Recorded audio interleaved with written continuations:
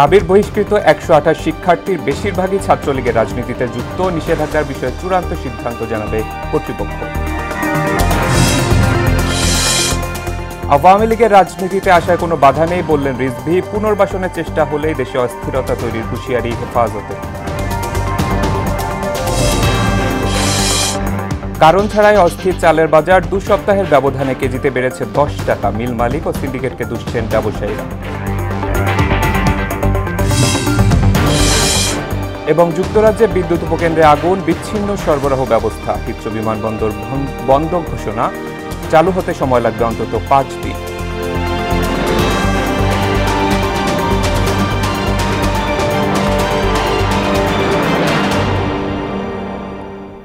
আসসালামু আলাইকুম, সবাইকে মোহনা সংবাদে স্বাগত। শুনছিলেন শিরোনাম, সঙ্গে আছি আমি শেখ সাব্বির হোসেন।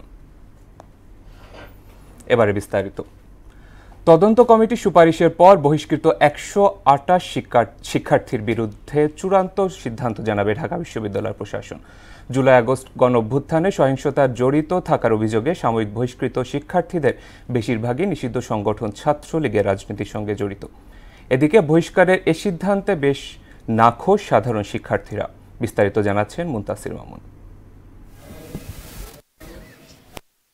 জুলাই আগস্ট গণ অভ্যুত্থানের সময় নিরীহ ছাত্র জনতার উপর হামলার জড়িত থাকার বিষয়ে ১২৮ জন শিক্ষার্থীকে গত ১৮ মার্চ সাময়িক বহিষ্কার করে ঢাকা বিশ্ববিদ্যালয় কর্তৃপক্ষ।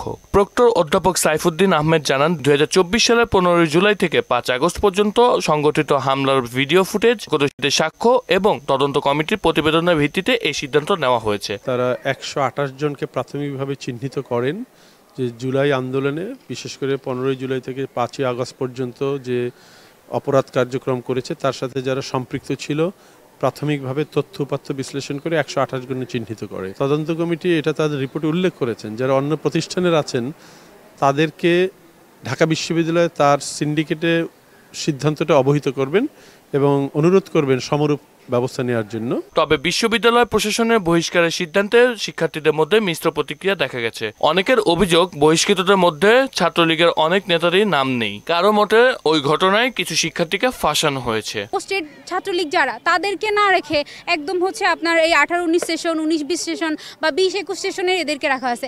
এরা তো দেখা গেছে যে নেতাদের হয়েই কাজ করছে বা নেতারা বলছে তারা করতে বাধ্য হয়েছে। ছাত্রলীগের যে দোসররা আছে, যেন কোনো বিশ্ববিদ্যালয়ে কোনো জায়গা থেকে যেন এরকম সাধারণ স্টুডেন্টদের উপর চড়াও না হইতে পারে, এই বিষয়ে যেন সরকার আরো দ্রুত পদক্ষেপ নেয়। বিশ্ববিদ্যালয়ের পক্ষ থেকে সিন্ডিকেট সদস্য অধ্যাপক ডক্টর তাজমির ইসলামকে প্রধান করে একটি তদন্ত কমিটি গঠন করা হয়। কমিটির প্রতিবেদনের ভিত্তিতে জড়িতদের বিষয়ে চূড়ান্ত সিদ্ধান্ত নেওয়ার কথাও জানান প্রক্টর। মূল তদন্ত কমিটিটা হয়েছে ওই সিন্ডিকেটেই, প্রফেসর তাজমির ইসলামের নেতৃত্বে একটা কমিটি হয়েছে। সেই কমিটি আরও বড় পরিসরে এটা দেখবেন এবং তখন অপরাধের মাত্রা বিবেচনায় ভিন্ন ভিন্ন শাস্তি হতে পারে এবং তাদেরকে আত্মপক্ষ সমর্থনের সুযোগ দেওয়া হবে এবং এটা চূড়ান্ত রূপ পাবে। বহিষ্কৃত শিক্ষার্থীরা চাইলে প্রশাসনের কাছে আপিল করতে পারবে, তবে ক্যাম্পাসের স্বাভাবিক পরিবেশ নিশ্চিতে কঠোর অবস্থানে থাকার কথাও জানান প্রক্টর অধ্যাপক সাইফুদ্দিন আহমেদ। মুনতাসির মামুন, মোহনা সংবাদ, ঢাকা। আওয়ামী লীগের রাজনীতিতে আসার কোনো বাধা নেই বলে মন্তব্য করেছেন বিএনপির সিনিয়র যুগ্ম মহাসচিব রুহুল কবির রিজভী। তবে গণহত্যায় জড়িত দলটির নেতাদের বিচারের পক্ষে তিনি। এ সময় গণতন্ত্র পুনরুদ্ধারে যত দ্রুত সম্ভব জাতীয় নির্বাচনের দাবি জানান বিএনপির ক্রীড়া বিষয়ক সম্পাদক আমিনুল হক। রাজধানীর উত্তরায় এক অনুষ্ঠানে তারা এসব কথা বলেন। তানজিদ ভুঁইয়ার প্রতিবেদন। রাজধানীর উত্তরার দক্ষিণখানে বিএনপির পক্ষ থেকে ঈদ সামগ্রী বিতরণ আয়োজনে প্রধান অতিথি ছিলেন দলের সিনিয়র যুগ্ম মহাসচিব রুহুল কবির রিজভী। দলটির ঢাকা মহানগর উত্তরের আহ্বায়ক আমিনুল হক সহ স্থানীয় বিএনপির নেতাকর্মীরাও এতে যোগ দেন। এ সময় পতিত শেখ হাসিনা গত ১৫ বছর অবৈধভাবে ক্ষমতা দখল করে রেখেছিল বলে অভিযোগ করেন তারা। জনগণকে নিয়ে, বিএনপির লোকজনকে নিয়ে আমরা রাজপথে এমনি করে থাকবো ইনশাআল্লাহ। কোনদিন এই ঈদ উপহার সামগ্রী নিয়ে এই আমার এলাকাবাসীর সম্মুখে কোনোদিন এসেছিল? তারেক রহমানের নেতৃত্বে বাংলাদেশ একটি সুন্দর বাংলাদেশের স্বপ্ন দেখছি, সেই স্বপ্ন বাস্তবায়ন করার মালিক কিন্তু আপনারা। অনুষ্ঠানে এখনো অন্তর্বর্তী সরকারের কোনো সংস্কার কেন দৃশ্যমান হয়নি এমন প্রশ্ন রাখেন দলের ক্রীড়া বিষয়ক সম্পাদক আমিনুল হক। বাংলাদেশের রাষ্ট্রীয় প্রতিষ্ঠানগুলো এখন পর্যন্ত একটি অস্থিতিশীল অবস্থার ভিতরে রয়েছে, কোথাও কোনো স্থিতিশীলতা নাই। স্বৈরাচারের দোসররা এখনো রাষ্ট্রীয় প্রতিষ্ঠানগুলোতে তারা বসে বাংলাদেশের মানুষের বিরুদ্ধে ষড়যন্ত্র করে বেড়াচ্ছে। আর বিএনপিকে মিডিয়া ট্রায়ালের মাধ্যমে বিচার করা হচ্ছে বলে অভিযোগ করেন দলের সিনিয়র যুগ্ম মহাসচিব রুহুল কবির রিজভী। একতরফা বিএনপিকে অভিযুক্ত করে আদালতের বাইরে নিজেরা আদালত তৈরি করে, মিডিয়া আদালত তৈরি করে বিএনপিকে অপরাধীর কাঠ করায় দাঁড়ালে ওটা হচ্ছে মিডিয়া ট্রায়াল। এটা হচ্ছে অন্যায়। আওয়ামী লীগ রাজনীতি করতে পারবে কি পারবে না, কিন্তু এই কথা উঠছে না যে এই যে যারা গণহত্যা চালালো তাদের বিচার হবে কিনা। জরুরি সংস্কার শেষে জনগণ দ্রুত নির্বাচন চায় বলেও মন্তব্য করেন এই বিএনপি নেতা। শেখ হাসিনার আমলের কোনো পুনরাবৃত্তি হোক, এইটা বিএনপি কখনো চায়নি, বিএনপি চায় না। তানজিদ ভুইয়া, মোহনা সংবাদ, ঢাকা। এদিকে আওয়ামী লীগকে পুনর্বাসনের চেষ্টা করা হলে দেশে আবারও অস্থিরতা তৈরি হবে এমন হুঁশিয়ারি উচ্চারণ করেছে হেফাজতে ইসলাম বাংলাদেশ। জুম্মার নামাজের পর বায়তুল মোকাররমের উত্তর গেটে বিক্ষোভ সমাবেশ থেকে হেফাজত নেতারা এই হুঁশিয়ারি উচ্চারণ করেন।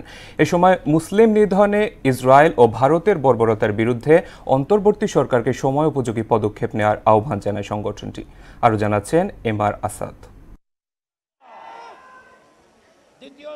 ফিলিস্তিনে নির্বিচারে মুসলিম নিধনের প্রতিবাদে বায়তুল মোকাররম মসজিদের উত্তর গেটে বিক্ষোভ সমাবেশ ডাকে বেশ কয়েকটি ইসলামী সংগঠন। সমাবেশকে কেন্দ্র করে সতর্ক অবস্থানে ছিল আইন শৃঙ্খলা রক্ষাকারী বাহিনী। মসজিদের প্রবেশ মুখে ছিল বিশেষ তল্লাশি। জুম্মার নামাজের পর শুরু হয় সমাবেশে বক্তারা ইসরায়েল ও এর মিত্রদেশ ভারতে মুসলিমদের ওপর চালানো নির্যাতনের প্রতিবাদ জানান। বাইতুল মুকাদ্দাসের পবিত্র ভূমির মুসলমানরা রক্ত দিচ্ছেন, আর রক্ত দিতে চাই না, এবার রক্তের প্রতিশোধ দিতে চাই। মিস্টার মোদি সাহেব যেভাবে মুসলমানদের উপর নির্যাতন করছেন, আপনাকে বলবো আপনার দুটি সামলান। ইসরায়েল ও ভারতের বিরুদ্ধে আন্তর্জাতিক জনমত গঠনে অগ্রগামী হতে প্রধান উপদেষ্টার প্রতি আহ্বান জানান সংগঠনের যুগ্ম মহাসচিব মামুনুল হক। ফিলিস্তিন ইস্যুতে আবারও বলছি, অ্যাকসেপ্ট ইসরায়েল, বাংলাদেশের পাসপোর্টে পুনর্বহাল করতে হবে। শহীদ আওরঙ্গজেব আলমগীর রহমতুল্লাহ আলাইহির সমাধিতে কোন ধরনের হস্তক্ষেপ বিশ্ব মুসলমান, বাংলার মুসলমান বরদাস্ত করবে না। প্রফেসর ডক্টর ইউনূস সাহেব বাংলাদেশের অন্তর্বর্তীকালীন সরকারের প্রধান উপদেষ্টা, একজন আন্তর্জাতিক ব্যক্তিত্ব। আন্তর্জাতিক অঙ্গনে ফিলিস্তিন এবং ভারতের মুসলমানদেরকে রক্ষা করার জন্য অগ্রণী ভূমিকা পালন করুন। জুলাই অভ্যুত্থানে হামলার অভিযোগে আওয়ামী লীগের বিচার ও দলটি নিষিদ্ধের দাবি জানান তিনি। রক্ত দেব, জীবন দেব, খুনি বাংলাদেশ বিরোধী শেখ হাসিনা এবং তার রেসপন্সারদেরকে বাংলার রাজনীতিতে পুনর্বাসন করবার যে কোনো পদক্ষেপকে আমরা রুখে দেব ইনশাআল্লাহ। এমআর আসাদ, মোহনা সংবাদ, ঢাকা। নানা সরঞ্জাম ও নগদ অর্থসহ প্রতারক চক্রের 4 সদস্যকে গ্রেফতার করেছে আদাবর থানা পুলিশ। বৃহস্পতিবার রাতে আদাবর থানায় অভিযান চালিয়ে তাদের গ্রেফতার করা হয়। এ সময় তাদের কাছ থেকে 4টি ম্যাগনেটিক কয়েন ও 10টি মোবাইল, 50 লাখ টাকার একটি চেক ও নগদ 19 লাখ টাকা উদ্ধার করা হয়। সকালে ডিএমপি মিডিয়া সেন্টারের সংবাদ সম্মেলনে এসব জানান তেজগাঁও বিভাগের উপপুলিশ কমিশনার ইবনে মিজান। বলেন, মিজানুর রহমান নামে একজন আইটি ব্যবসায়ীকে টার্গেট করে ম্যাগনেটিক কয়েন দেওয়ার প্রলোভন দেখিয়ে কয়েক ধাপে 1,20,00,000 টাকা ও 50 লাখ টাকা চেক হাতিয়ে নেয় প্রতারকরা। 45 লক্ষ টাকা দেওয়ার পরেও বাদীর কাছ থেকে আরো 75 লক্ষ টাকা নেওয়া হয় এবং 50 লক্ষ টাকার একটি চেক নেওয়া হয়। নেওয়ার পরে যখন বাদী পরবর্তীতে এই ম্যাগনেটিক কয়েনটি তাদের কাছ থেকে নেয়ার পরে উনি ওনার নিজস্ব মেকানিজমে পরীক্ষা করেন, তখন দেখা যায় যে এই ম্যাগনেটিক কয়েনটি ভুয়া। প্রতারক চক্রের কাজে বিভিন্ন সরঞ্জামাদি উদ্ধার করেন আর এই 4টি ম্যাগনেটিক কয়েন উদ্ধার করেন। ভরা মৌসুমেও সারা দেশে অস্থির চালের বাজার। 2 সপ্তাহের ব্যবধানে চিকুন চালের দাম কেজিতে 10 টাকা থেকে 14 টাকা বেড়ে 90 থেকে 95 টাকায় বিক্রি হচ্ছে। এতে ক্ষোভ জানিয়েছেন ক্রেতারা। আর বাজারে এমন অস্থিরতার জন্য মিল মালিক ও সিন্ডিকেটকে দায়ী করে এদের বিরুদ্ধে সরকারকে কঠোর হওয়ার আহ্বান জানিয়েছেন খুচরা ব্যবসায়ীরা। সুরাইয়া মুন্নির প্রতিবেদন।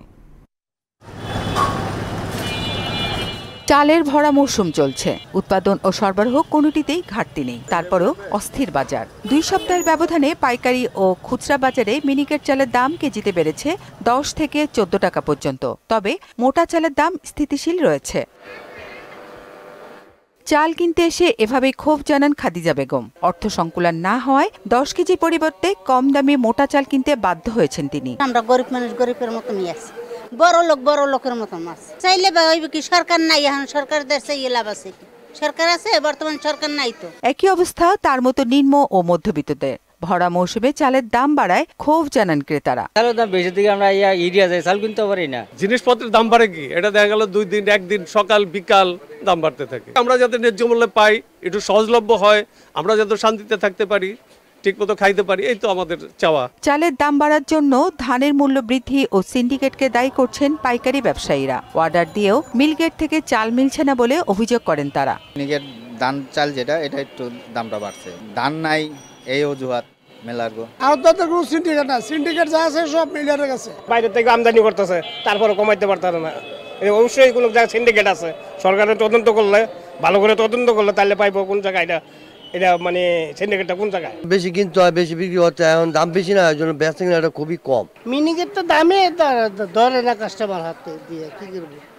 নাজি চাল কম, বাড়ি চাল কম, গুড়ি চাল কম, সব চালের দামে বেশি। শুধু মিনিকেট বলবো তা না, মিনিকেটের সাথে আরো যেগুলি ছিল 28 মিনিকেটটা, ওইটাও অনেক বেশি। মিনিকেট বাজারে বিক্রি হচ্ছে, কিন্তু এগুলা ধান মাঠে আবাদ হচ্ছে কিনা এই খোঁজটা আপনারা করেন কৃষক পর্যায়ে গিয়ে। অসাধু চাল কল মালিকদের কারসাজি বন্ধে কঠোর নজরদারি দরকার বলে মনে করেন তারা। সুরাইয়া মুন্নি, মোহনা সংবাদ, ঢাকা। দেশের বাইরের খবর। যুক্তরাজ্যে একটি বৈদ্যুতিক উপকেন্দ্রে ভয়াবহ অগ্নিকাণ্ডের কারণে বন্ধ রাখা হয়েছে হিথ্রো বিমানবন্দরের কার্যক্রম। বিদ্যুৎ সরবরাহ বিচ্ছিন্ন হয়ে যাওয়ায় এমন সিদ্ধান্ত নেয় বিমানবন্দর কর্তৃপক্ষ। বিমানবন্দরের এক কর্মকর্তা জানান, এ ঘটনায় প্রায় 1400 ফ্লাইট বাতিল করা হয়েছে। বিমানবন্দরের কার্যক্রম পুরোপুরি শুরু হতে 5 দিন সময় লেগে যেতে পারে বলেও জানান তিনি। এদিকে হিথ্রো বিমানবন্দর বন্ধের কারণে বিশ্বজুড়ে বিমান চলাচলের সময়সূচি ব্যাহত হয়েছে। এছাড়া ফ্লাইট বাতিলের কারণে ভোগান্তির শিকার হচ্ছেন কয়েক হাজার মানুষ। আর্থিক ক্ষয়ক্ষতি সহ হয়েছে কয়েকশো কোটি টাকার মিলিয়ন পাউন্ড। শেষ করব মোহনা সংবাদ, যাবার আগে শিরোনামগুলো আরো।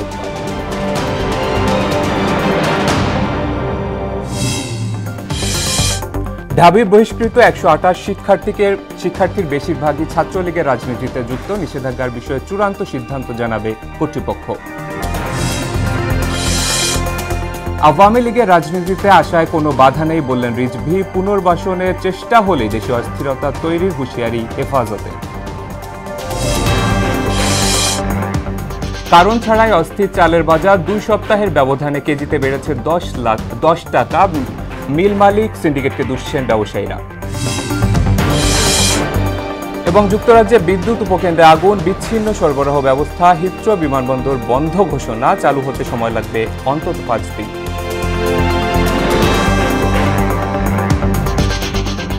দর্শক, এই ছিল মোহনা সংবাদে। পরবর্তী সংবাদ দেখবেন রাত 9টায়। এর আগে সংবাদ এক নজরে দেখবেন সন্ধ্যা 7টায়। মোহনার সবশেষ খবর সবার আগে জানতে ভিজিট করুন www.mohana.tv। সংবাদ দেখতে পারেন ফেসবুক এবং ইউটিউবে। এতক্ষণ সঙ্গে থাকার জন্য ধন্যবাদ সবাইকে।